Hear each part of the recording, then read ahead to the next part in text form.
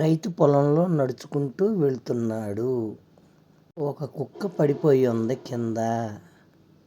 వెనుదిరిగి వచ్చాడు. ఆ కుక్క దగ్గరికి సపర్యలు చేశాడు.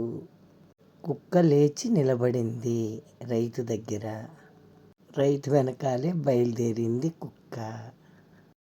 ఆ పాము శబ్దాన్ని గమనించింది కుక్క.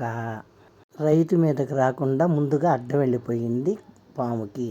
పాము కాటేస్తుంది కానీ కుక్క ఆగట్లేదు, అరుస్తూనే ఉంది. కుక్క కింద కూర్చుండిపోయింది పాము కాటుకి. నెమ్మదిగా నేల మీద వాలిపోయింది. పడిపోయిన కుక్కను వదలలేదు.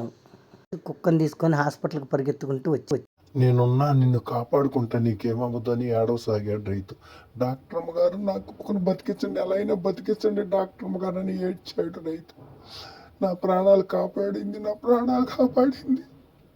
నీళ్లు కొంచెం సాయం చేసి నీ ప్రాణం అడ్డం పెడతావా? అందరూ రండి హాస్పిటల్కి అని ఫోన్ చేశాడు రైతు.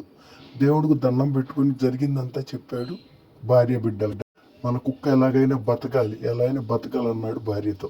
కుక్క బ్రతికింది నీలిమ. నిజమైన సంతోషం ఇప్పుడే వచ్చింది. ఓ లక్కీ, నీ విశ్వాసం నుంచి అందరికీ తెలుసు. నీకు అందరూ సబ్స్క్రైబ్ చేస్తారు, నువ్వు కంగారు పడుకో. నీ విశ్వాసం, నీ ప్రాణమైన ఇచ్చేస్తాం మనుషుల కోసమని మా మనుషులకు కూడా తెలుసు. మా కుటుంబంలో భాగం అయిపోయింది మా లక్కీ, మా డాగు.